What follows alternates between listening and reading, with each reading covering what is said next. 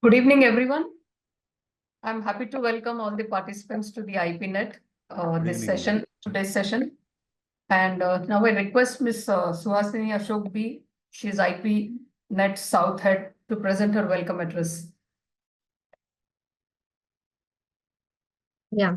Good evening, everyone. On behalf of IPNet South Region, I'm delighted and I extend my heartfelt welcome to each one of you today to this webinar, Evolving Jurisprudence in IBC and Analysis of Case Laws of 2025.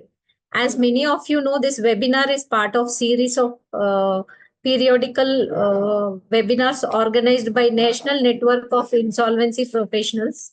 Today's topic is evolving jurisprudence of IBC and analysis of case laws. Hope this will be a foster and bring insights by way of discussions by our lead speaker on the critical topic.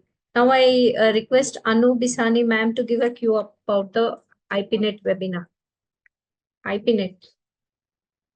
Thank you. Suhasini, may I request you to play the video? Yes.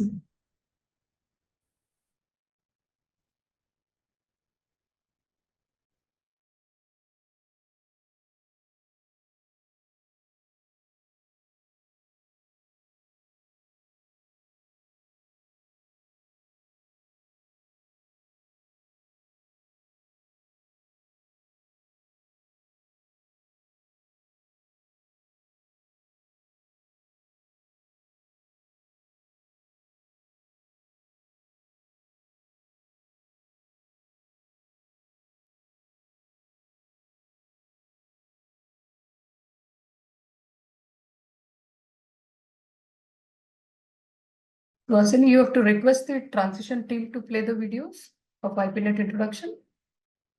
You are on mute.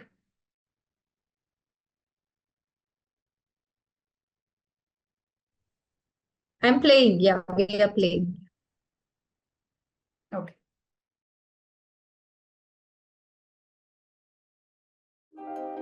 In the fast-evolving world of insolvency and bankruptcy, professionals need more than just knowledge. They need a strong network, continuous support, and a unified voice. As the challenges of the insolvency profession grow, so does the need for a platform where professionals can come together, share their experiences, and find collective solutions. That's why IPNet was formed. Promoted by Transition, IPNet is more than just a network. It's a mission to unite insolvency professionals across India, empowering them with the tools, knowledge, strong leadership, and community support they need to excel. Our purpose is simple: to create a cohesive community of insolvency professionals that stands strong together, advocates for their interests, and drives excellence in every aspect of the profession. At IPNet, we believe in continuous learning and collaboration. Our activities are designed to ensure that every member stays ahead in their field, from specialized study groups that dive deep into critical topics like CIRP, compliances, and many more, to webinars and workshops that bring the latest insights right to your screen. IPNet is your gateway to professional growth. Backed by Transition, a leader in insolvency training and resources, IPNet is committed to promoting the interests of insolvency professionals. Our goal is to ensure that every IP, no matter where they are, has access to the best resources, strong leadership, and a network that truly understands their needs. Join us in this mission to build a stronger, smarter, and more connected community of insolvency professionals. Together, we can overcome challenges, shape the future of the profession, and make a lasting impact. IPNet, National Network for Insolvency Professionals in India.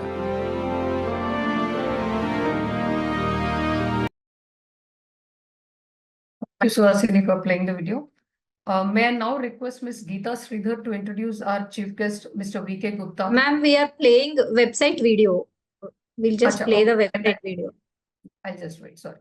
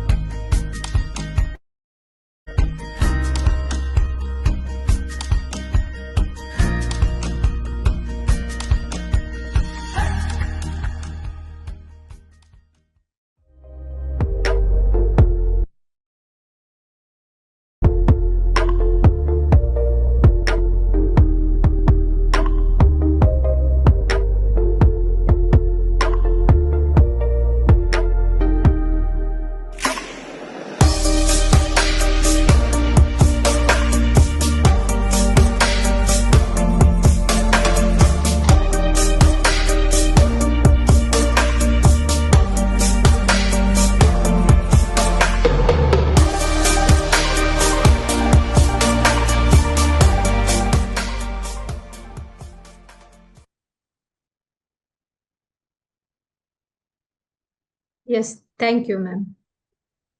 Thank you, Suhasini. May I now request Ms. Geeta Sridhar to introduce our chief guest for today, Mr. V.K. Gupta, former technical member of NCLT. Very good evening, all of you. It's my honor to introduce the chief guest, Mr. V.K. Gupta. See, he's a chartered accountant and an advocate having practice experience of over 18 years as chartered accountant and 6 years as legal consultant and advocate. 5 years experience of administration, finance, and management in private sector at higher managerial positions. Further judicial experience of more than 8 years as member ITAT and NCLT. Presently practicing as an advocate at Mumbai after completion of tenure as member technical NCLT, mainly in corporate laws, insolvency laws, direct taxes, mediation, and arbitration. As regards his work history, he had been member technical NCLT, Ministry of Corporate Affairs, Government of India, Kolkata, Ahmedabad, and Allahabad bench for the period July 2019 to 2nd July 2022. He has disposed of many matters pertaining to Insolvency and Bankruptcy Code 2016 and Companies Act 2013. And he has authored certain landmark judgments as well. And prior to this, he had been President and Chief Financial Officer of CMAC Limited, Mumbai, for the period 2014 to 2019. Overall responsibility of finance and accounts, taxation, purchase, crew management, and member of core committee of top management. And he'd been an accounting member of Income Tax Appellate Tribunal, Ministry of Law and Justice, Government of India, between the period 1st of March 2005 to July 2010. He has heard and disposed of appeals pertaining to direct tax laws. He'd been Chief Executive Officer, Jackson International Limited, New Delhi, and he was responsible for all the functions and day-to-day affairs of the company, reporting directly to CMD. That was for the period 2001 to 2002. These are the various accomplishments during his tenure. He had a working experience at senior positions in corporate sector. He has professional experience in the field of management, business advisory, finance, accounting, audit, and law. In addition to that, he has got judicial experience as member of economically significant institutions like ITAT and NCLT. Approximately 3,500 cases have been disposed of as a member of ITAT during his period of 5.5 years. Disposal of different benches as a whole, approximately 6,000 cases. 1,100 cases disposed of at Kolkata bench 2 within 8 months, and 1975 cases disposed of at Ahmedabad bench within a period of 1.5 years during COVID-19 pandemic. 685 cases disposed of at Allahabad bench in 7.5 months. 186 cases disposed of in bench 4 New Delhi in 1 month. Orders passed within 7 to 10 working days from the date of hearing. Further, more than 99% of the orders confirmed by higher judicial forums. Many orders passed in ITAT have been reported in leading tax magazines such as Income Tax Tribunal Decisions, Income Tax Reports, CTR, Taxman, etc. Similarly, the orders passed in NCLT have also been reported in various magazines and websites reporting orders under IBC 2016. As a President and Chief Financial Officer of CMAC, he is, in the span of 4.5 years, he has initiated various rationalization measures in the operations. So as a practicing chartered accountant, he has pursued clients to avoid tax evasion and guided them not to enter into avoidable tax litigations. Hence, only 5 appeals during practicing career of 18 years. His skills include, he's a learning individual having ownership attitude and believe in team spirit and ethical working. He can handle projects covering legal framework, management, commercial, operational, taxational, and entrepreneurial perspectives. Over to Mr. V.K. Gupta for the inaugural address. Thank you very much for inviting me, all fellow participants. First of all, every knowledge base is the blessing of Ma Saraswati. So first of all, we should invoke Ya Devi Sarva Bhuteshu Buddhi Rupena Sanstita Namastasai Namastasai Namastasai Namo Namah. Vakratund Mahakaya Sur Koti Samaprabha Nirvagnam Kuru Medev Sarvakareshu Sarvada. So thank you for giving a detailed description and of my professional career.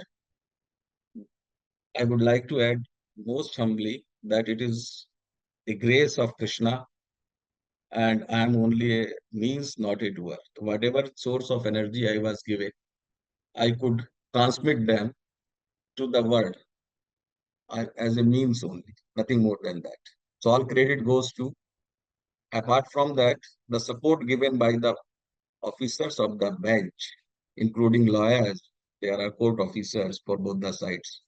That is a prime factor for the good order. So with these opening remarks, now I continue and come to the subject directly. The subject is today that evolving jurisprudence, recent analysis of recent case laws under IBC. So when we look at the subject, the jurisprudence, though we are confined to only the recent case laws, but jurisprudence, in my humble view, also includes whatever legislative, both substantial legislative changes and delegated legislation changes are also part of the jurisprudence. So apart from this, we have to take note and study and update ourselves what regulations, rules, and circulars have been made by IBBI. A lot of good moves have been there in the recent past. So, such as regarding the home buyers, such as regarding house mediation discussion paper on mediation pre-CIRP mandatory mediation. So these are the steps which are evolving towards the resolution of bankruptcy and reorganization of the businesses in a more practical and rational manner. So now coming, just looking at the recent developments, the judgment which came as from NCLAT in January 2025, which also settled a pending issue or more frequent issue regarding whether the proceedings against personal guarantor could be initiated even if there is no CIRP pending against the corporate debtor.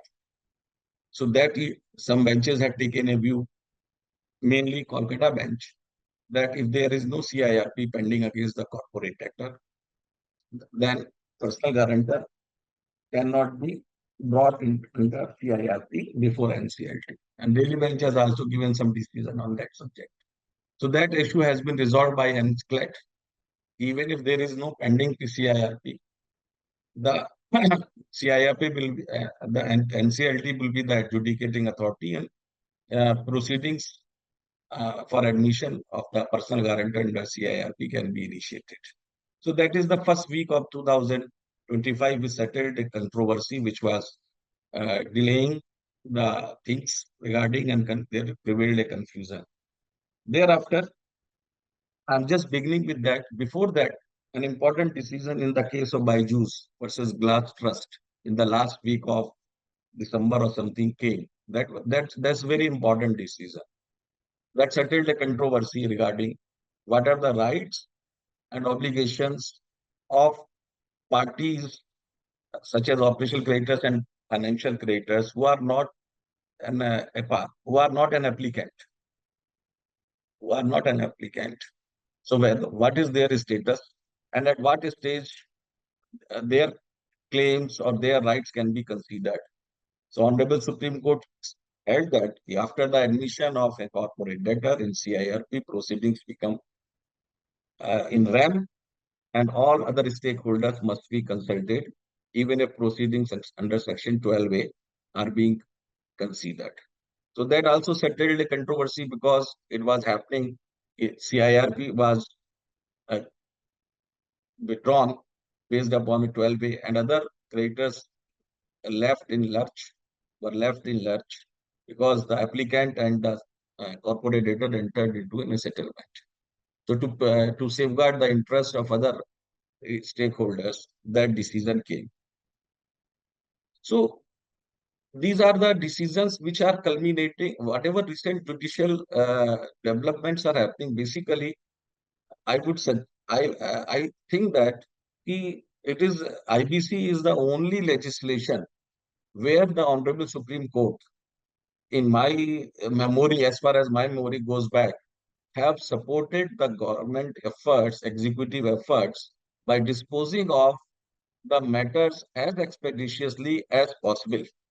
Sometimes the decisions have come within 1 month or even 2 months from NCLT to enclave to Supreme Court.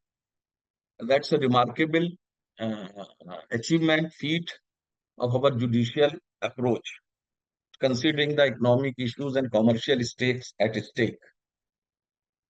So, before we go for the other decisions, the speaker will take care of that. The, my view is that we start from the first jurisprudence started from innovative industries, BK education societies, Mobilogs. These were the three, four decisions which initially settled the process and procedures to be followed regarding admission and other aspects of the CIRP proceedings. Thereafter, the decision in the ArcelorMittal, SR, but the decisions which settled the position relating to resolution of the bankruptcy and mainly how the resolution plan is to be considered. Thereafter, the jurisdiction and scope of powers of NCLT became a subject matter. So that as early as December 2019, Embassy Properties Development was one of the foremost decision on that aspect, how the jurisdiction by NCLT has to be exercised and what are the limitations, which was followed and expanded or explained further in Gujarat Urja Vikas Nigam Limited decision regarding the contractual and importance of ipso facto clauses. Then there came a question of EBIX. Resolution applicant can withdraw. That was settled by Honorable Supreme Court in EBIX case. For Phoenix ARC and Anuj Jain, these are the two decisions on Section 29 and preferred transactions. P. Mohan Raj decision on that, the 32A and other aspects related to the Section 138. Lalit Kumar Jalan was first that have upheld the constitutional validity of the personal guarantee provisions. Maharashtra Seamless was the decision when the Honorable Supreme Court first pronounced that there is no provision if the resolution plan is to be mandatorily at the liquidation value. Then Sham Mishra was the decision clean slate theory reaffirmed following the earlier decisions. And Dena Bank decision came that entries appearing in the balance sheet constitute acknowledgement of that. So Jet Airways settled the case of PF, nature of PF. So why I have referred to these landmark decisions, in one or the other way, whatever recent judicial decisions are coming, majorly they are following the ratio and the verdict given in these decisions regard to the resolution of bankruptcy and conduct of CIRP of liquidation process. So with this, these are a few more decisions which may be added to this list. I would suggest that every person, whenever he has got time, they must go through these decisions in detail again, because whatever cases you feel you come across, you will find that some or the other references there in these decisions which may help you to conduct CIRP as or liquidation process as insolvency professional, or if you are going for some client, so this may help also in that sense. Now, when we started with glass trust and personal guarantee decision, so recently now the Supreme Court in the month of this Bank of Baroda versus Farooq Ali Khan in the month of the March itself has come out that again repeated the same issue. So that when there is an alternate remedy and a specific code providing for redressal of the grievances exists, normally a high court should not intervene or interdict the proceedings of CIRP, which is a very important decision again, because if such intervention happens, so timelines and other aspects of the objects of the IBC go haywire. So In that sense, the Supreme Court has repeatedly asked on high courts not to intervene lightly, unless they can intervene only in two situations: under there is a gross injustice or jurisdictional error. And in the name of these two aspects also, they have been warned in a little sense that in the garb of these two aspects, they should not interfere if there is a case which does not justify invocation of these two judicial as these two constitutional aspects. So that is again a very good decision that will help the honorable high courts to not to intervene in the matters of IBC in a lightly manner. There is another important decision as far as IPs are concerned, that is in the case of well-spun steel resources, where the powers of liquidator have been defined, or rather expanded, and have been put at par with the power of COC. So that's a very important decision, and that needs a detailed study by the liquidators, and some of the issues which were not taken, and the stakeholders consultation committee has also been empowered in that sense. Sir, can you repeat Because the case name of the case, please? This is well-spun steel resources. Well-spun. It is three important decisions in the case of in this recent year has come.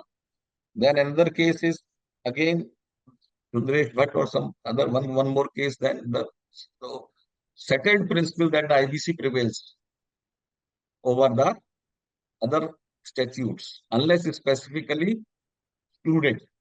In case of a contrary provision or contradiction, the provisions of IBC shall prevail. So that is also an important decision. Or recently, one important decision has come in the case of Saranga Anil Kumar Agrawal. That's very important decision. Some you can say the definition of debt under IBC has been reclassified in a sense that what has been held that regulatory penalties do not form part of, cannot constitute as debt. Hence, provisions of Section 14 will not apply. It was a case of a penalty where under Consumer Protection Act, fines and penalties. So that has been said that when the other state, there is a violation of public interest or some obligations for the protection of larger public, such as consumers have been provided. If there is an entity which violates and regulatory penalties are imposed, so it needs a little more deliberation and discussion, because what would happen to penalties levied by regulatory penalty for non-violation, non-compliance by SEBI, by income tax department also with non-filing of the. So this case needs a very detailed study and deliberation. What kind of regulatory penalties would be on what kind of not. So it's a very important decision, and I hope that the government will clarify or some amendment may come, because the government, as far as till date, everything's were waived based upon this binding on all the parties. So Section 14 was liberally interpreted in the favor of corporate debtor. So let's see how it demarcates, how it happens, how the further developments take place. It's a recent decision. Let the IBBI should look into it, whether they issue circular or some amendments in Section 14 happens or not. That would be a thing to watch. Similarly, there is a case again कि आपका there was again NCLET settled the principle that TFUs, and recently also they have held that they do not form the part of liquidation estate or assets of the corporate debtor. So that is also now fairly settled in both the cases, whether under CIRP or whether under liquidation processes, whether these and how these will be not, Section 53 will not be applicable to those provisions. So these are a few cases and some decisions, whatever, some regulations, I will say that some handing over of the possession of rights of the buyers, IBBI has come with the approval of COC. That's how that is also an important, because as far as home buyers are concerned, their interests are still not protected in that sense. There are a lot of gaps which are being exploited, or which are being under which the home buyers are put into constraints. So that the IBBI has tried to resolve some of the issues. The challenges still remain therein, because of certain provisions have been made in that sense. Suppose 66% of approval has been of COC has been still made compulsorily. So, and it is only when the COC is not favorable to home buyers' interest because they lose the asset, how far this provision can be affected. But at least we have moved certainly some footsteps forward. So that will throw the handing over of the possession or registration. These are the basic issues which have been tried to be resolved. So that's a welcome legislative change as far as this recent changes. RPs have been made more accountable. So now the certain changes and judicial certain aspects I would like to highlight to be settled. Haircut is still an issue. Whether just how to put it into reasonable limits. Now, another change is circular has been issued that our liquidators and RP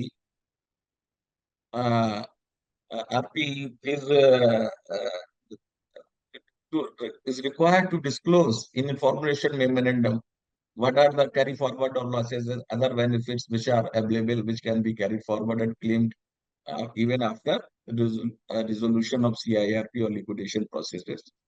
So that's the thing. That is also a good step, because in some cases we have seen in the past that plans are being submitted only to take the benefits, tax benefits. Otherwise, there are no tangible assets or intangible assets.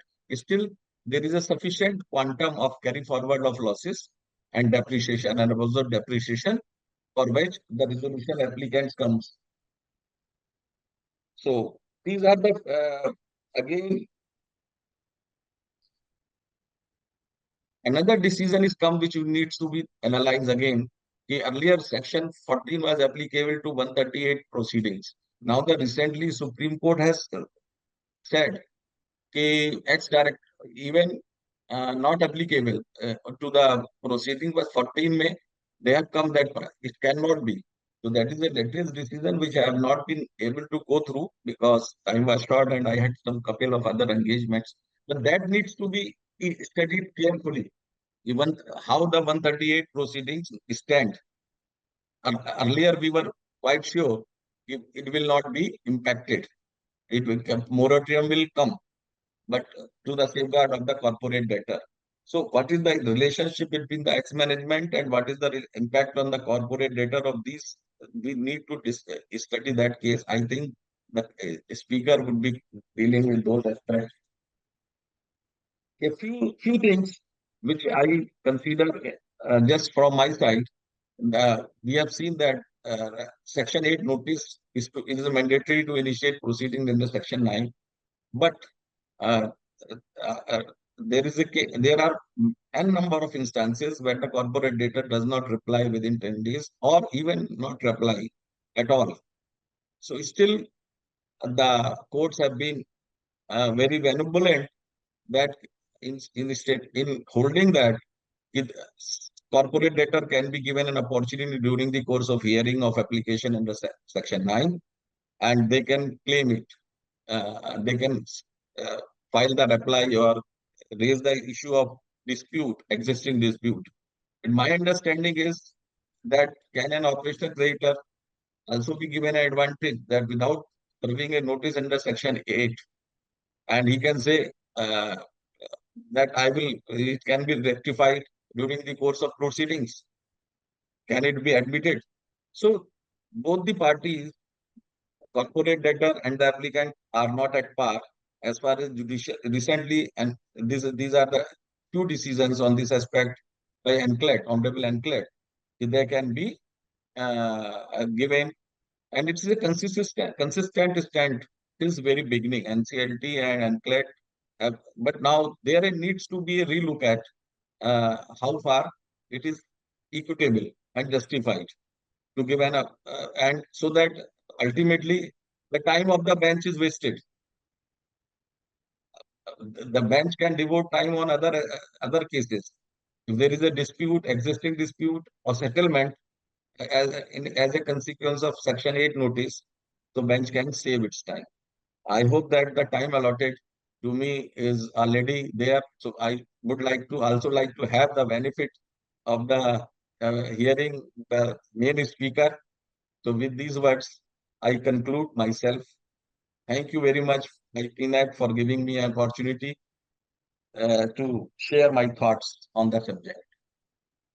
Thank you so much, sir. Thanks a lot for sharing your rich experience. Sir, there is a question which has been given in the chat box by Ramesh, sir.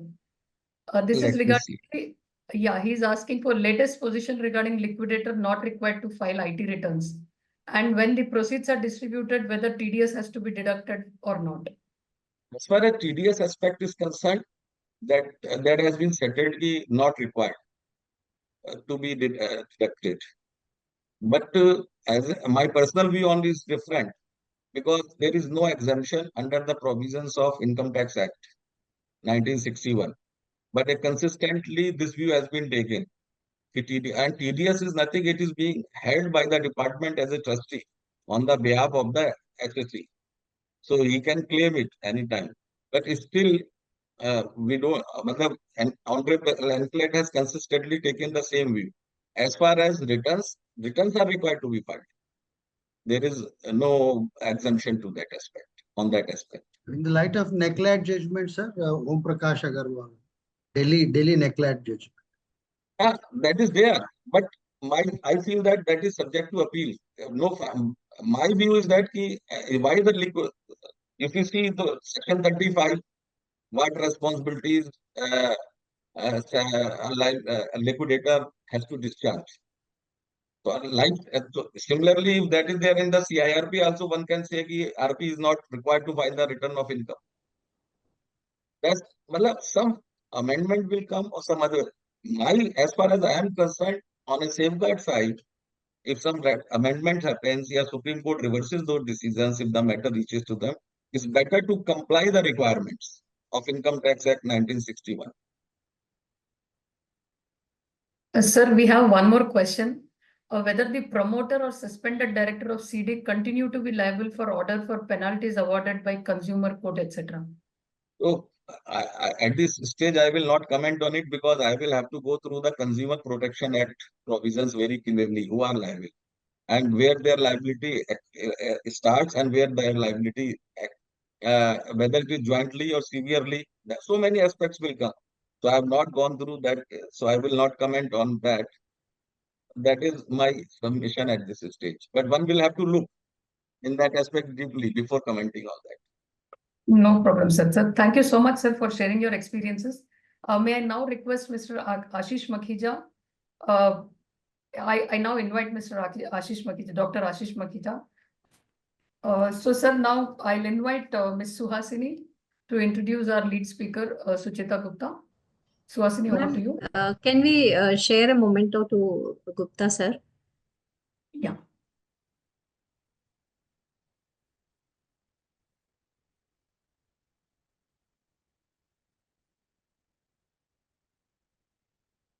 Thank you so much. Thank you so much for this memento. Sir, on behalf of IPNet, with deep appreciation, we thank you for your valuable time and sharing the deep insights on the latest jurisprudence.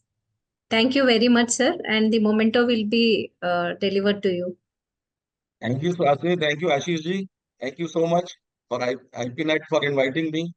It is always a pleasure. It updates me. It gives an opportunity to read the things again. Thank you so much. Thank you, sir. It has always Thank- been a pleasure. In fact, we are so delighted that you were able to make time, and I'm so happy to see you on screen. Though you have not been keeping well, but still you have taken time out of your schedule to be with us. Thank you so much, sir. We really appreciate that. Thank you. Thank you so much. Thank you. Thank you. Thank you so much, sir. Suhasini, may I request you to now introduce the lead speaker, Sucheta Gupta? Yeah, thank you, ma'am.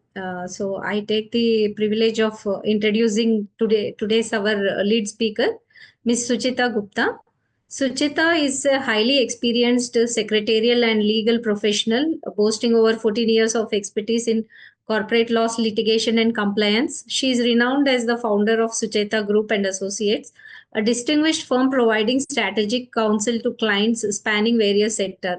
Her focus areas encompass the intricate domains like Companies Act, IBC, and GST. With a stellar track record, Sucheta has adeptly represented clients before a spectrum of tribunals in Delhi, including ROC, RD, NCLT, NCLAT, DRT, and Trademark Forum. So, in addition to her role at Sucheta Group and Associates, she serves as a consultant in CERSAI, a prestigious government organization. She further extends her expertise as a secretarial auditor for NBFCs and listed companies, ensuring regulatory standard and governance practices.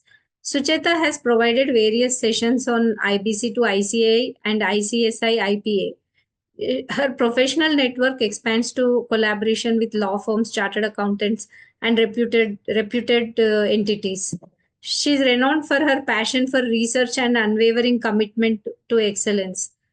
So her academic qualification, professional qualification, she is a company secretary LLB, and she is also qualified as independent director. And she's recently qualified last year. She has qualified as an insolvency professional, and she has filed various applications before various forums. This I have already introduced. In 2023, she has actively worked with insolvency professionals. She has handled 5 assignments under CIRP in CIRP and liquidation at various stages. And additionally, she has managed assignments where resolution plans were approved by NCLT and contributed for drafting resolution plans which received the approval of COC. And her experience provided valuable exposure to both legal and litigation perspectives. So with this, I request Sucheta ji to take over the floor. Thank you so much for this wide introduction, and I welcome to all the participants, and thank you to IPNet who has given me the opportunity to speak today on the webinar. So let's first I will share my screen so I can show the PPT first. I just ma'am, I want to share the PPT. So I have sent the request. You can share now. Yeah, you have been given access earlier also.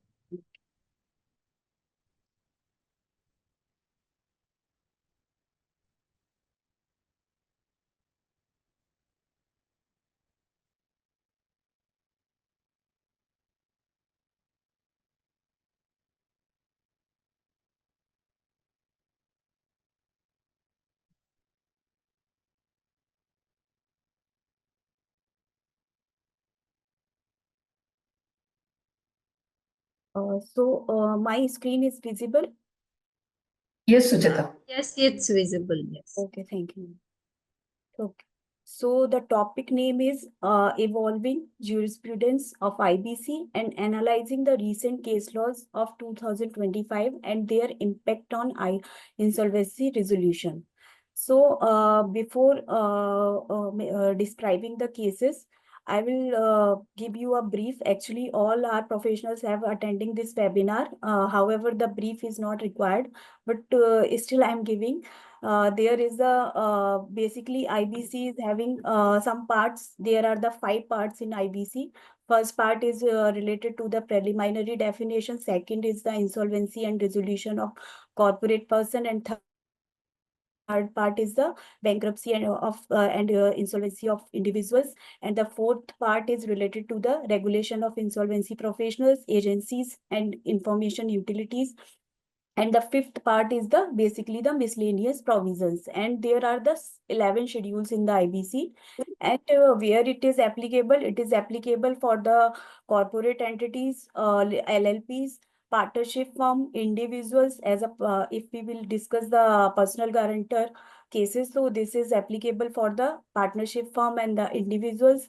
And what is the scope involved in IBC? Basically, the insolvency, prepackaged insolvency, liquidation, voluntary liquidation. So this is the basic scope of the IBC. So we'll start the first case now. This is very first judgment. In 2025 this was passed, and Sir Gupta sir have already discussed about this judgment, but I will explain all the brief facts of this judgment. The name of the judgment is the Bank of Baroda versus Farik Ali Khan and ORS. Gupta sir have already given the brief description of this case, but I will give the brief facts of the case. So I just explained what happened in this case. The respondent is the Farak Ali Khan in this case, and the Bank of Baroda is basically as the appellant. So the Farak Ali Khan was the promoter and the director of One Associate Decor Limited. The company name is the Associate Decor Limited. This was already in the CIRP. Due to the default in payment by the corporate debtor and after initiation of the CIRP against it, the appellant issued a demand notice. Means the Bank of Baroda have issued the demand notice dated this and invoked the deed of personal guarantee in this case, and calling upon the respondent number 1, Mr. Farooq Ali Khan, they have called and others, other guarantors, to pay the amount of 244 crores. So, however, what happened in this case? However, by the letter dated, we'll see that the demand notice was sent on 11th August 2020, and by letter dated 12th December 2020, the respondent number 1, means Farooq Ali Khan, and other guarantors offered 25 crores. Against 244 crores, they have offered 25 crores only as a full and final settlement. So after issuing the demand notice, the appellant filed Section 95 application. So the adjudicating authority, by the order dated in 2024, appointed a resolution professional and directed him to examine the application and submit its report and provide as provided as per Section 99 of the IBC for the approval or rejection of the application. So the respondent number now have take the action. What he has done, the respondent number 1 preferred a writ petition before the High Court under Article 226 of the Constitution to prohibit the adjudicating authority from entertaining the personal insolvency petition against him. So preliminary on the ground, what is the ground they have taken in this writ petition? They have taken that his liability as a personal guarantor stood waived and discharged. So High Court allowed this writ petition. And what happened now? The question was involved in this case. There is a question was involved whether the High Court correctly exercised its writ jurisdiction to interdict the personal insolvency proceeding under IBC against the respondent number 1. So this question have arisen in this case. Now, what was the answer which came out after reading the judgment, the whole judgment?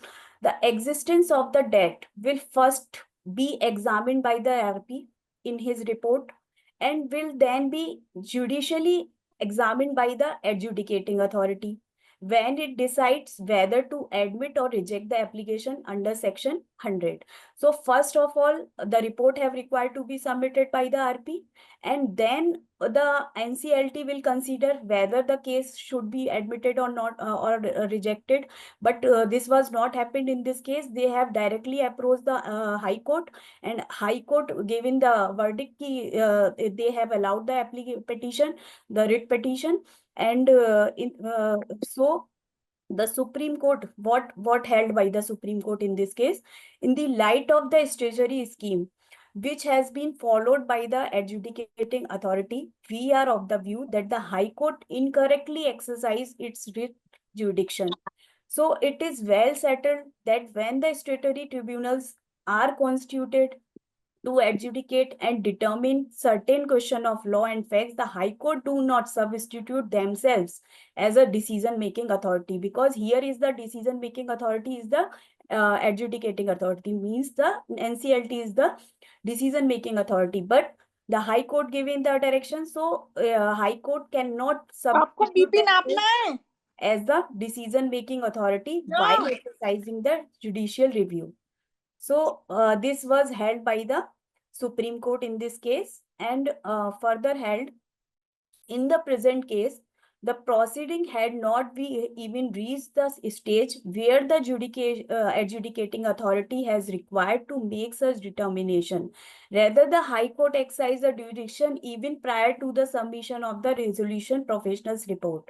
Because the RP have not submitted the report, but still the High Court have exercised jurisdiction even before submission of the report of the IRP. So thereby the precluding the adjudicating authority from performing its adjudicatory function under the IBC. So in view of the matter, we are of the opinion that the High Court was not justified in allowing the respondent number 1 writ petition. The High Court should have permitted the statutory process through the resolution professional and the adjudicating authority to take its course. So it was basically held by the Supreme Court, and the Supreme Court have allowed this present appeal and set aside the judgment which was passed by the Karnataka High Court in this case. So, what is the impact of this case on the IBC? If we will discuss what will be the impact of this judgment. So first is the clarification on the personal guarantor's liability. So the judgment reinforced that the personal guarantor cannot evade from the insolvency proceedings merely by claiming that their liability has been waived or discharged unless adjudicated by the appropriate authority. So we can say that they cannot waived off from their liability, and it uphold the process under section, because the court have allowed ki first you have go with the process before they have disallowed the High Court decision. So it uphold the process under section 95 to 100, ensuring that personal guarantor remain accountable for the corporate debts. So the limited scope of the High Court, because the Supreme Court decided that they cannot interfere in IBC proceedings. The High Court should not interfere in the IBC proceedings through the writ jurisdiction unless there is a clear jurisdictional or procedural error. So it strengthens the authority of NCLT, LAT in the insolvency matters, preventing unnecessary delay due to the parallel litigations. So reaffirming the Supreme Court's stance on the IBC statutory process. So decision aligned with the previous ruling that the IBC is a self-contained court, and the statutory authority such as the NCLT, LAT should be allowed to function without unwarranted intervention. So it strengthens the creditor's right by ensuring that personal guarantors cannot escape the liability through the technical objections. So this was cleared by the Supreme Court and its impact on the IBC. Now I will discuss another judgment. This is also very important judgment. The Supreme Court judgment. This was passed on 29th January 2025. in the matter of Independent Sugar Corporation Limited versus Grish, Sriram, Juneja and ORS. So this is also very technical case. So what happened in this case? One key party in this matter is the HNGIL. HNGIL is basically the corporate debtor. This is the company, this is the corporate debtor. However, I will also tell you ki Independent Sugar Corporate Limited, who is this? This is the applicant basically, but this is also the resolution applicant in this case.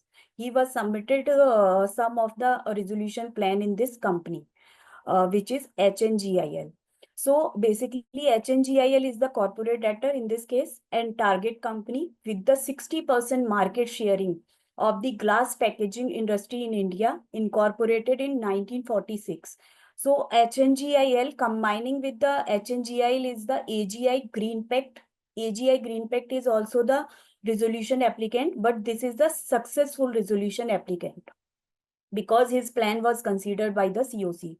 So Independent Sugar Corporation Limited, here is the, we can say in short, INSCO is the incorporated in 1984, and they have also submitted their resolution plan for HNGIL.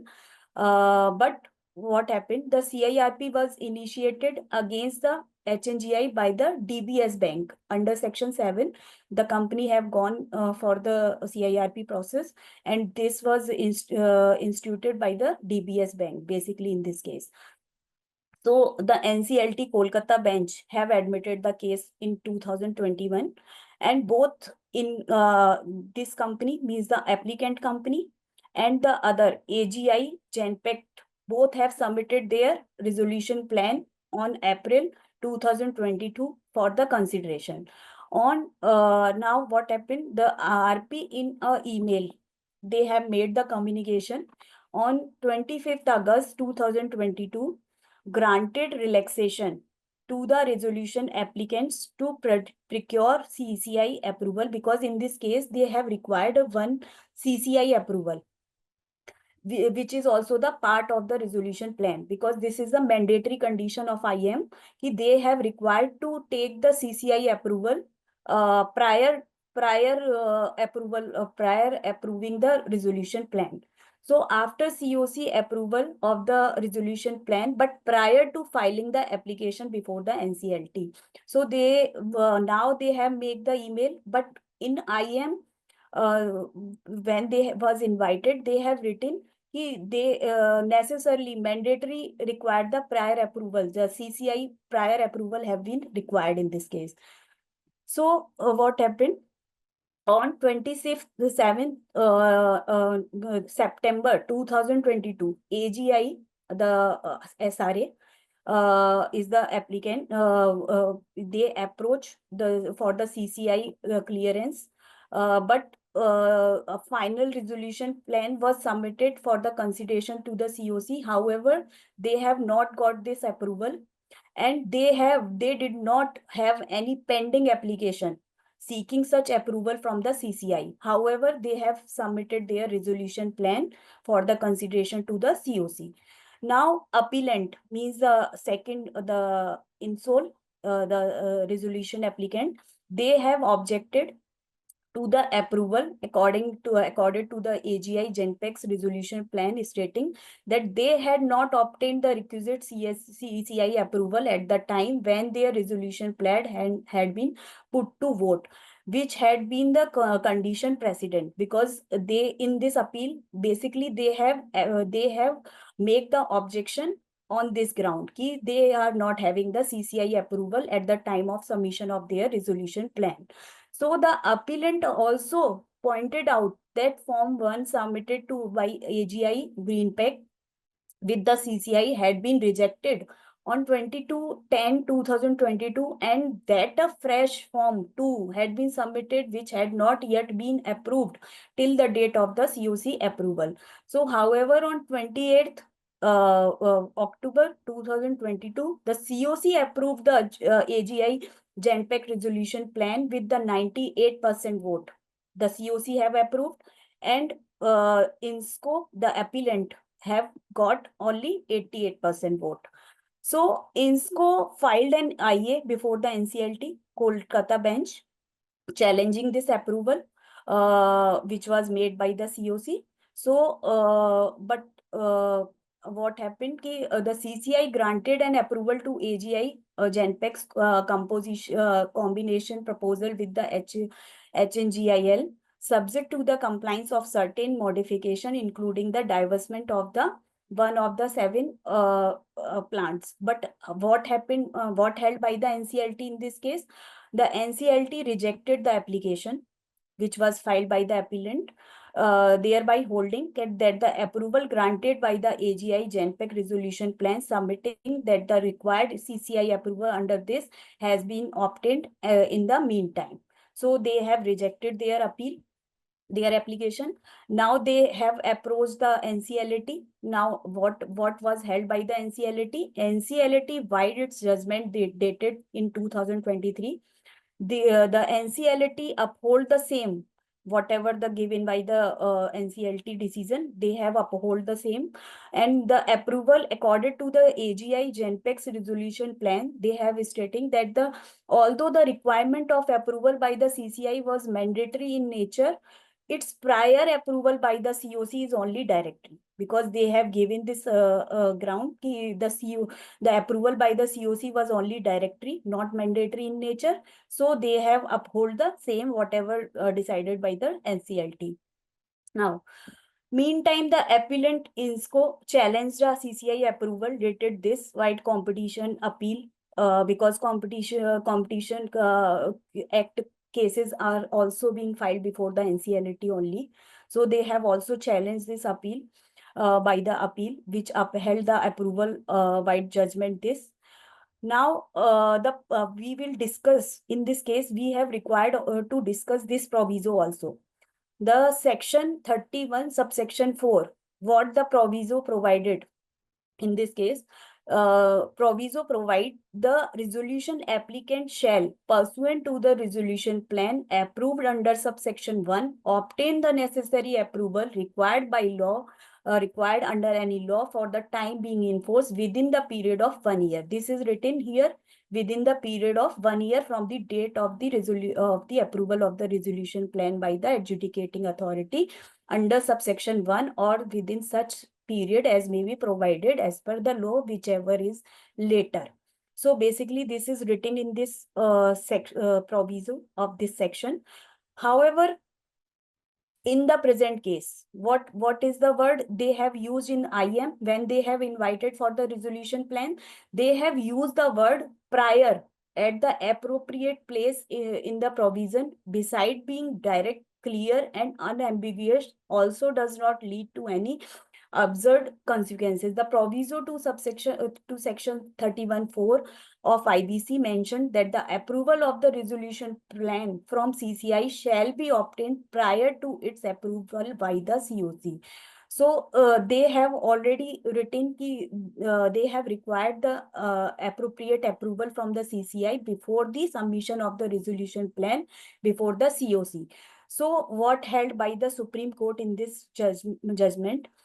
Within that context, while the IBC primarily objective is the timely resolution of stressed assets with maximized value realization for the stakeholders, the significant delay seen in the present case is both unfortunate and regrettable. Nevertheless, the expeditious resolution cannot come at the cost of the disregarding the statutory provisions. So what was held by the Supreme Court ki we cannot say ki it is required. This is the requirement of the IBC ki have to finish the case expeditiously. But we cannot say ki the expeditious resolution cannot come to the cost of the disregarding the statutory provisions. If we will disregarding the statutory provisions, so we cannot say ki this is the expeditious resolution, and this cannot come at the cost of the disregarding the statutory provisions. So AGI Genpec's resolution plan is unsustainable as it failed to secure the prior approval from the CCI as mentioned under the proviso of section 34 subsection 4 of the IBC. Consequently, the approval granted by the COC to the resolution plan dated this without the requisite CCI approval cannot be sustained and is hereby set aside and quashed. So they have allowed this appeal, and consequently the COC shall reconsider the applicant's resolution plan and any other resolution plan which processed the requisite CCI approval as on this date on which the COC voted upon the submission of the resolution. Therefore, they have allowed this appeal on the above terms. So now, what will be the impact of this case? Basically, this is uphold the regulatory provision. What is the impact? Highlight the necessity of obtaining the prior competition commission approval is required in this case. So this is the uphold the regulatory approvals, ensure the procedural integrity, prevent the premature approvals, and maintain the transparency in the insolvency resolution process. And this will also protect the stakeholders' interests. Suppose if they will take the 2 or 3 years in taking the approval of the CCI, so this by this way this can protect the stakeholders' interest also, because this ensure that all the resolution plan considered are legally valid, maximize the value realization for creditors and stakeholders. So set a precedent basically, because it strengthens the adherence to legal requirements in future insolvency cases, reinforcing the accountability within the corporate insolvency framework. So basically, this was the impact of this judgment. Ki prior approval, if required, then required. We cannot say this is directory nature. This is the mandatory. If required, then take this and then go for the COC approval. So this was held basically in this case. Now, the another case is also very important case is the NCLAT 2025 recent judgment is there on 14th February 2025. This was passed out in the case of Homecraft Avenues versus Jayesh Sangakaria, COC of Ornate Space Private Limited. So what happened in this case? The appellant is the Homecraft Avenue is the appellant. Had granted a loan. They have given the loan of 11 crores to the corporate debtor on 29th October 2015. So initially payable after 3 years. This loan was payable after 3 years, but the date was later extended from time to time, because they have taken the date. So the date was extended time to time. Now, 2 options has been given in this case to the creditor. Basically, the interest payable on such loan at the rate of 18%, they have claimed, and 4 flats bearing these numbers. These numbers are the flat numbers, could be transferred in favor of the appellant towards interest in full and final settlement. So either they have given 18% as an interest rate, or either they can give in the 4 flats which is mentioned as towards the interest and its full and final settlement. So it was one of the clauses of the agreement that in the case of the corporate debtor fails to repay the principal amount of 11 crores, they have not paid, then also 4 apartment bearing this number would be transferred in favor of the appellant. So CD could not pay the principal amount of 11 crores. This amount was not paid, and check was dishonored due to the insufficient fund. In 2020, the corporate debtor was admitted for the CIRP, and the applicant filed 2 claims, one in the form C for 11 crore as a secured financial creditor, and the other is in form CA as the holder of the 4 flats toward the interest payable, because in this case the interest is payable, so they have filed the form CA. So what was held? The RP had admitted the claim of because the RP had admitted, there is no issue of admitting of the claim, but in which category they have admitted, this is the issue. The RP had admitted the claim of the appellant as the home buyer were 4 flats allotted in lieu of the interest, and the appellant was no grievance were the same. However, he is aggrieved as the 4 flats to be given to him towards non-payment of principal amount of this. The appellant was shown as the unsecured financial creditor because the RP has shown him as the unsecured financial creditor against the principal amount, because the principal amount they have also said ki these flats they have allotted, if they have failed to make the principal amount, they will give in these flats against this principal amount. But they admitted their claim for the principal amount in the category of the unsecured financial creditor. So the question is involved here. What is the question is involved? Whether the appellant is a secured creditor. We can say ki the appellant is the secured creditor. So the appellant did file the application before the NCLT to claim its status as the secured creditor for the principal amount of the loan granted, the impugned order. However, they have rejected the claim of the appellant only on the ground. On which ground NCLT have rejected? They have rejected as per section 77 of the Companies Act, because in this section the claim is not registered, because we know we have required to file the claim form, the charge form before the MCA. So they have saying ki they have said ki the charge was not registered as per section 77 of the Companies Act. So this will not be considered as, this will be considered as an unsecured financial creditor. Now they have approached to the NCLT, what held by the now NCLT. So before giving the verdict by the NCLT, there are requirement to discuss some other sections. So these sections have required to be discussed here. The section 3 subsection 4 of the IBC, what define in this section? The charges as an interest or lien created on the property as a security and include the mortgage. Basically, this define the charges.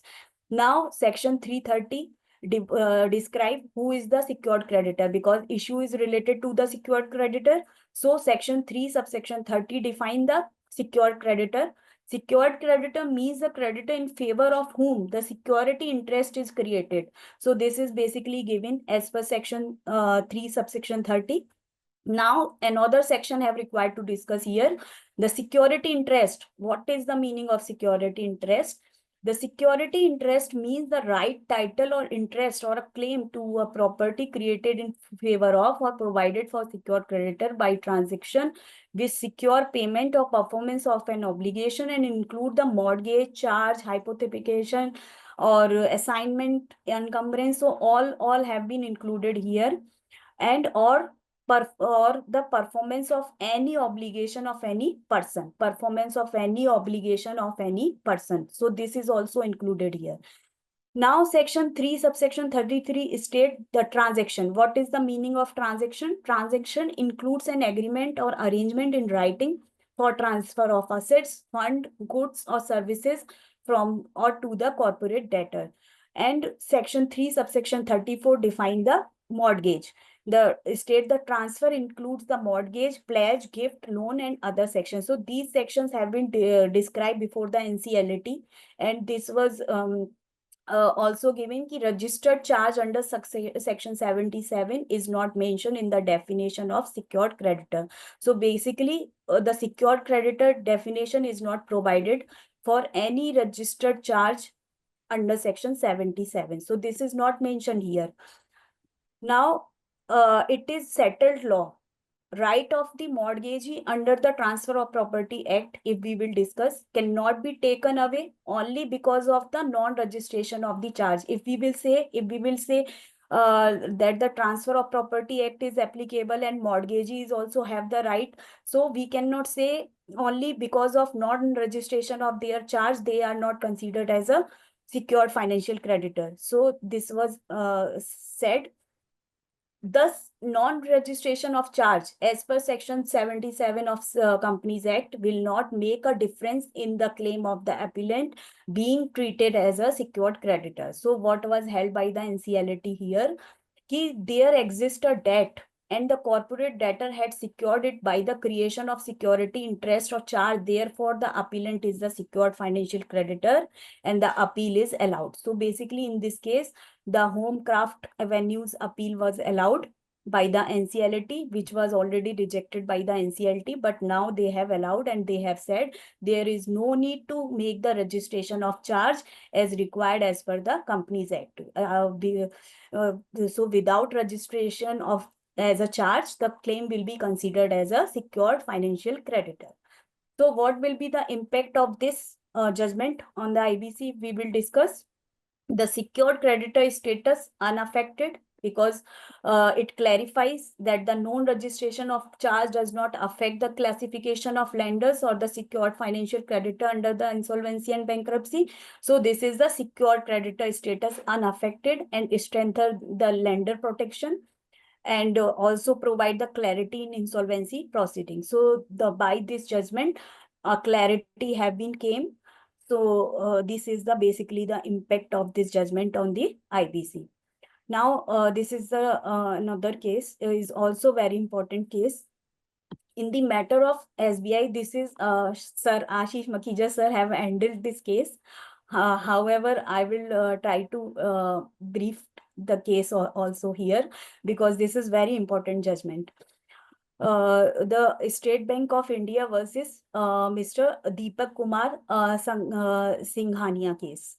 So very recent case, 28th February in 2025, the order have been passed.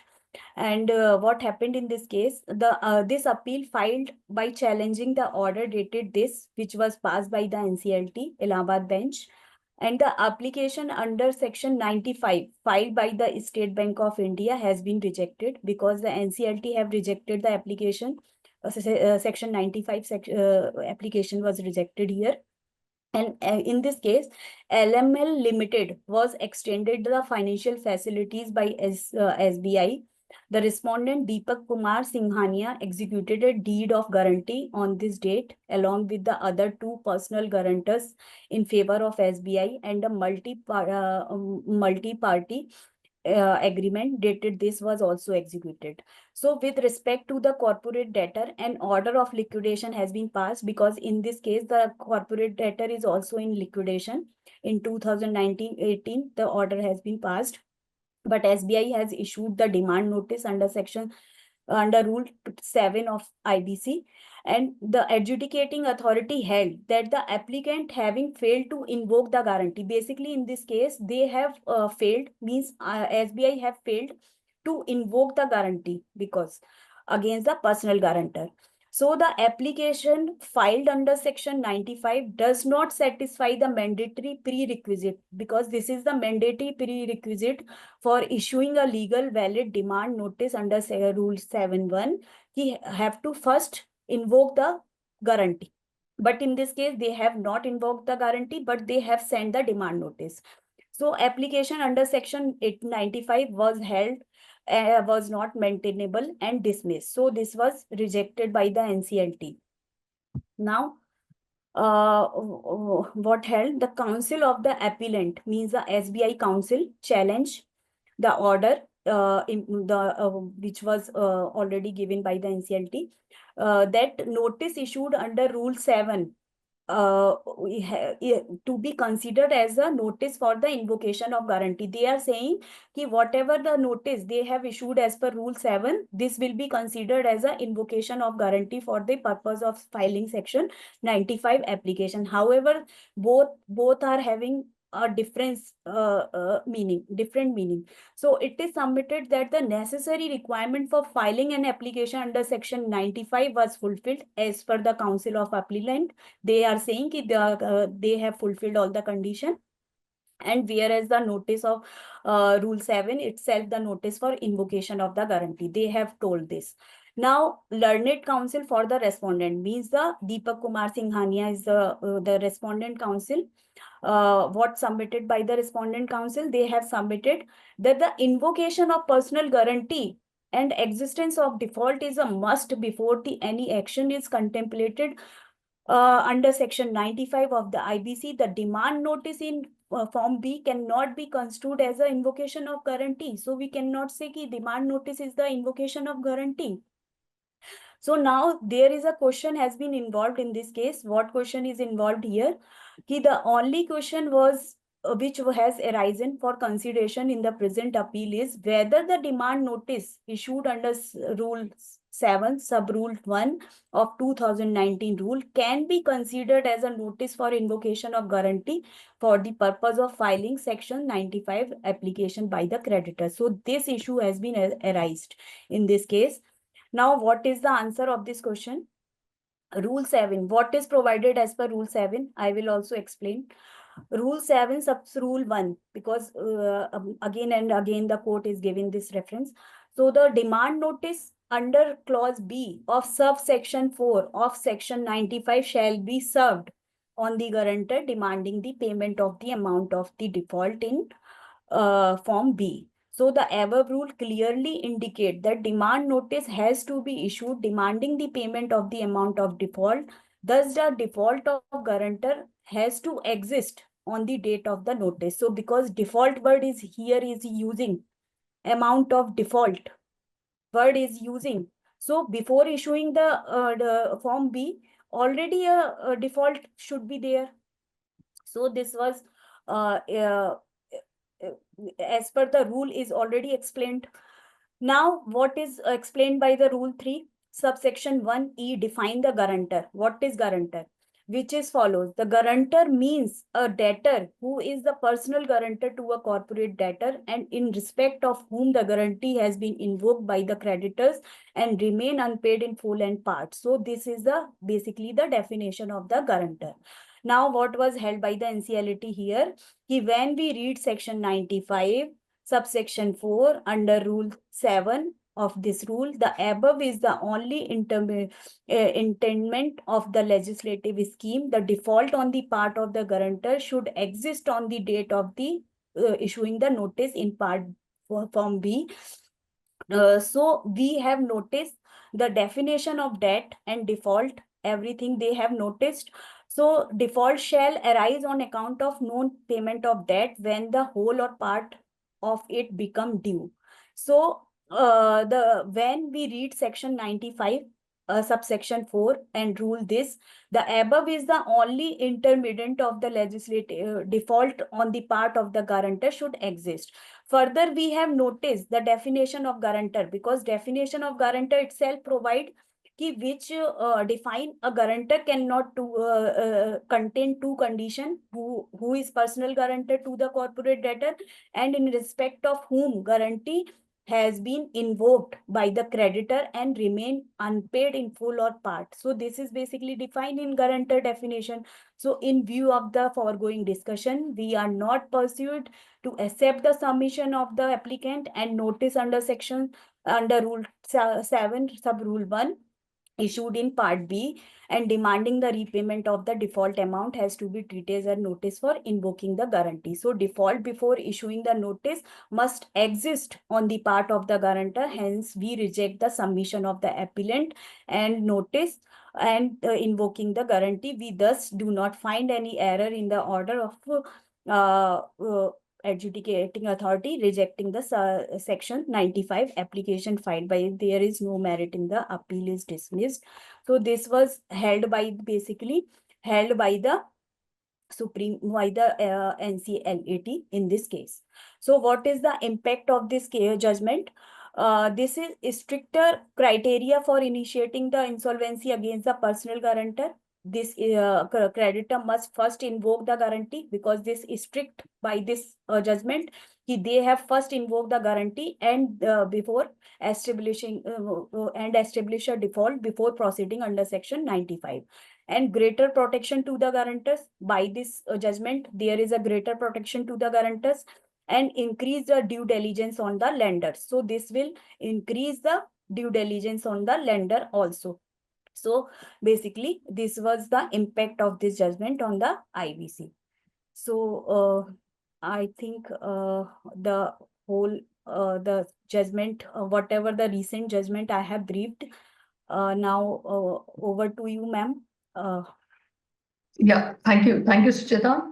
Yes. Sucheta, Vishwanath sir is asking, could you please elaborate on the judgment where HC's jurisdiction is questioned? Yes. Yeah, so just go back to that. Which judgment, ma'am? High Court jurisdiction, I think that was the Farooq, Bank of Baroda Okay, versus. okay. Yes, sir. Yes, sir. Yes, sir. High Court is not having the jurisdiction to interfere with the proceeding of the NCLT or NCLAT. This was had Vishwanath sir, do Yeah. you have any particular question on this? Bank of Baroda versus Farooq Ali Khan case. This was held by the Supreme Court. That means the NCLT has not completed its process, but High Court has intervened. That is the objection, I think. Yes, sir. Sir, So in this case, the respondent had not gone to the adjudicating authority. He directly went to the High Court. yes. They they have Yeah. directly approached the High Court through the writ petition. Still in this case, the RP was not reported. They have not submitted its report, because when they have submit the report, then only the NCLT will decide whether admit the case or not admit the case. But they have directly approached the High Court before deciding anything. Thank you, thank you.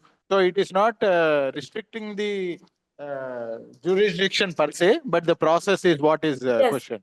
Yes, Okay. yes. Process is the question. Thank you, thank you. Right. In this case, they have categorically mentioned that IBC itself is a self-contained code. Yes. So unless you have I mean, there is a need for the alternate remedy. Otherwise, IBC itself is a self-contained code. So as far as the matters related to PG or CDs are concerned, first authority is the adjudicating authority that anybody But has to still, approach. Yes, sir. Your voice is breaking, sir. writ petition stay has been granted, questioning the constitutional validity. So there is still some lack of clarity on that. So that is what I just wanted. This was more of a process. Thank you. That helps actually. Thanks a lot. Thank you, sir. Thank you. Thank you, sir. Sucheta, Yes, yes. ma'am. IP Shankaran Rajgopal sir is asking, could you again display the impact of NCLAT judgment in Homecraft Avenues case? 1 minute. I'm just.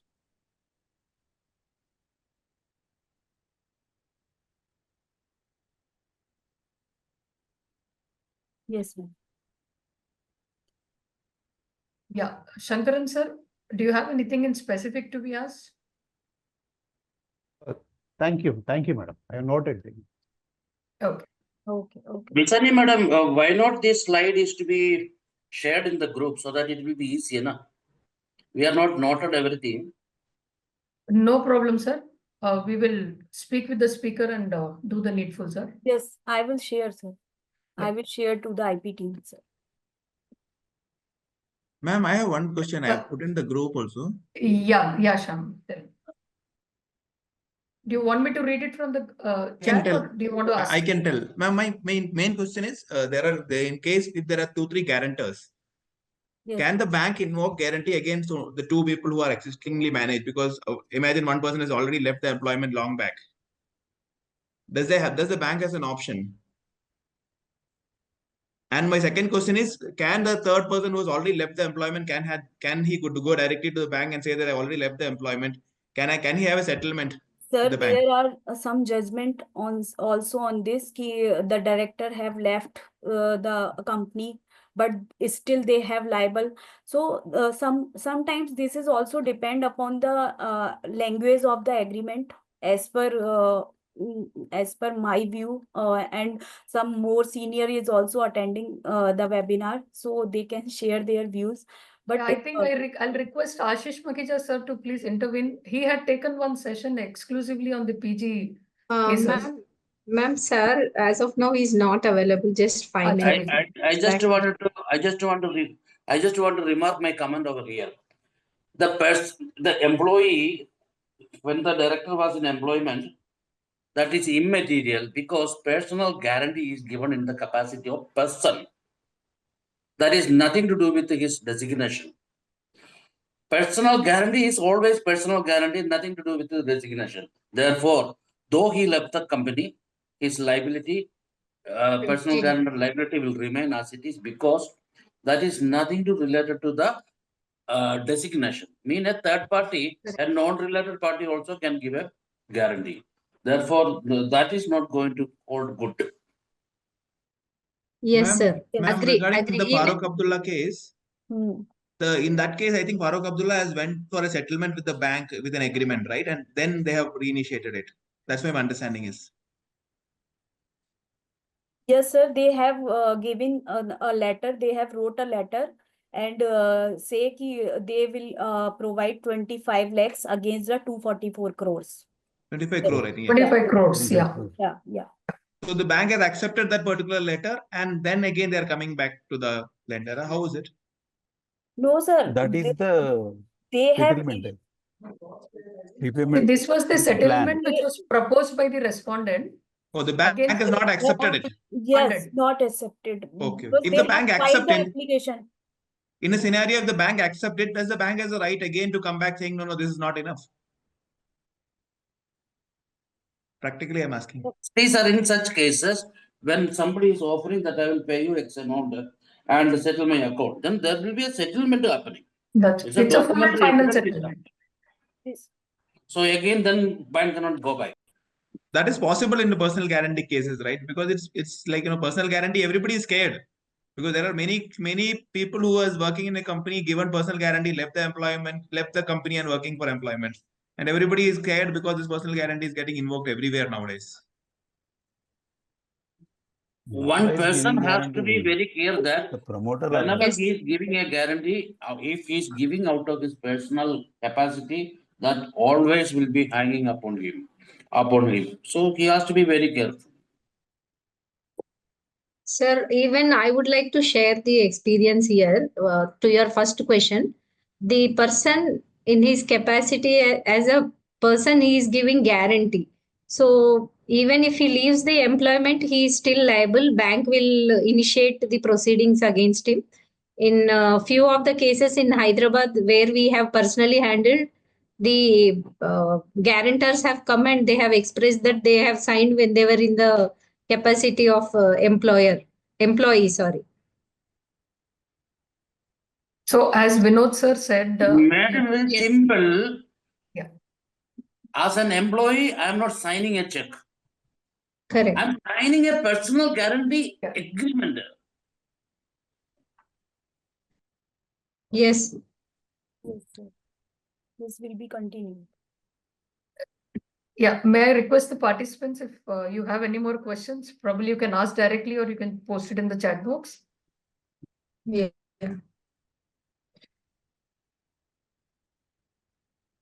Guarantee to guarantee.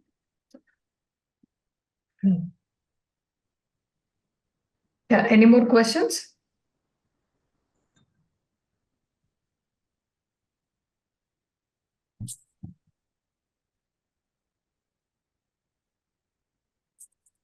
The PPT will be shared in the group, sir. Yes. Chattopadhyay, sir, the PPT will be shared. Thank you, sir. Thank you, madam.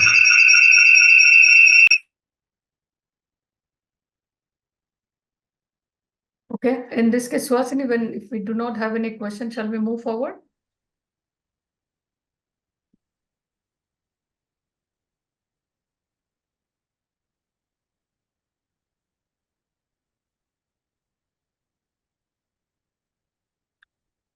So, Suhasini, I think your video is stuck. Suchita, just give me 2 minutes. I will call her.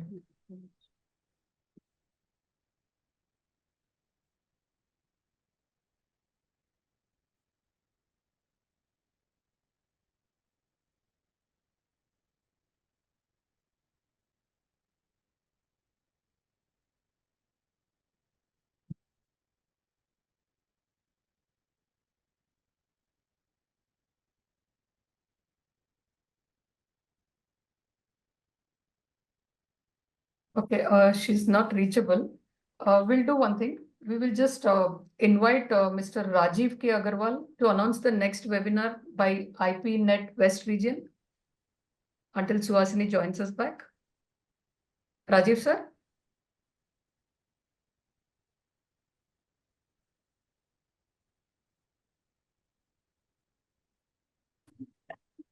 Yeah.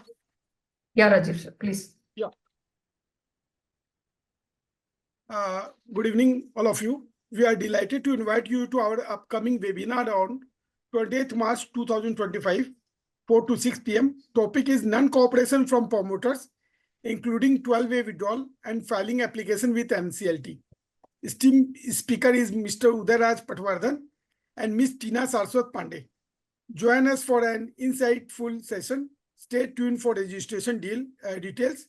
We look forward to your participation. Best regards, IPNet team. On 28th March. Yeah, 29th March. 20. Next Saturday, sir. Next Saturday. Thank you, ma'am. Yeah, thank you so much, Rajiv, sir. Thank you. So I think Suhasini is having some issues in joining. So I'll propose the vote of thanks for Sucheta. Sucheta, thank you so much. It was a wonderful session. You have brought back again the basics of looking into the definitions and understanding how a case has to be looked into.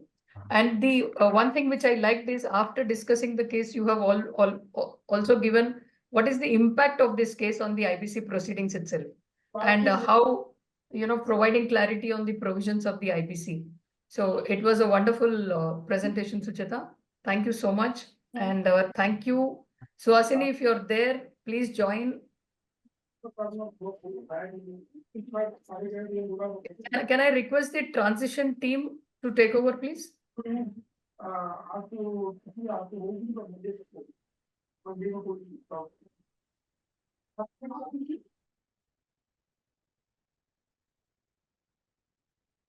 Oh.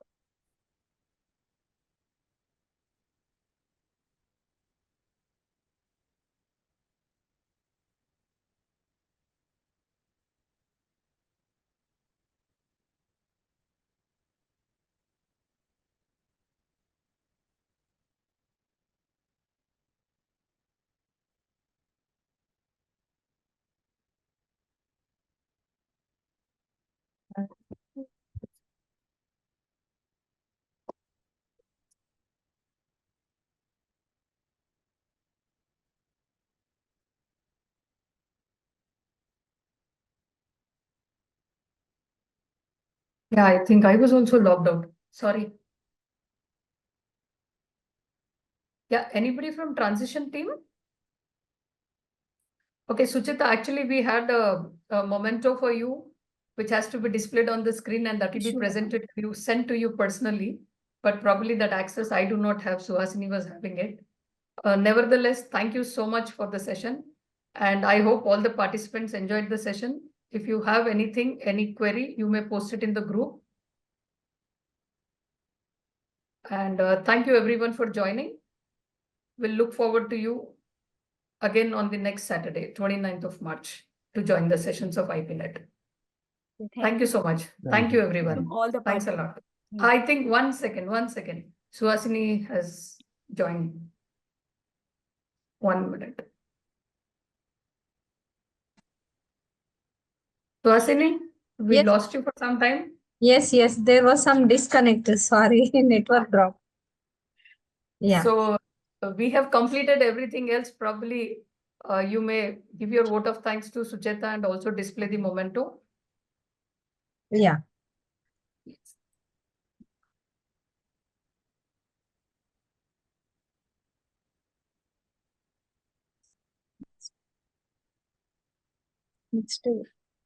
Yeah, this is Gupta sirs. Yeah, I'm just sharing.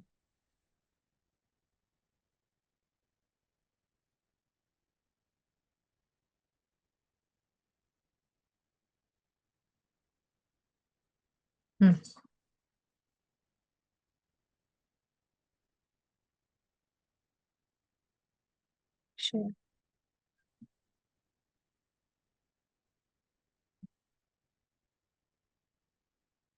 Yeah. Ma'am, I hope the memento is visible. Yes, it is. Okay. Thank you, Sucheta ma'am. Thank you for taking us through the latest jurisprudence, and you have touched upon 4 important points where we have noted that financial creditors have to exercise their due diligence before invoking the guarantee, that they have to establish the default and follow the diligence before filing applications with adjudicating authority. And also one important aspect is that non-registration of charge does not affect the classification as secured creditor. And also PG cannot escape their liability, quoting some technical issues. And the jurisprudence is always evolving and supporting the professionals and stakeholders in the insolvency domain. And one important aspect which you have covered is regulatory approvals are important in approval of the plan for protecting the stakeholders and reinforcing the accountability after the approval of the plan. Thank you. Thank you very much. And we are deeply grateful. And I also express my heartfelt thanks to Anuradha Bisani. Anuradha ma'am. Ma'am, thank you for accepting immediately after our request. And we are representing IPNet South and also Hyderabad Insolvency Professionals Association. Ma'am is secretary. I am one of the executive committee member. On behalf of IPNet and on behalf of HIPAA, we extend thank you to all of you. And once again, my heartfelt gratitude to both the speakers, lead speaker and also our guest speaker, and to the moderator and the IPNet. Thank you, ma'am.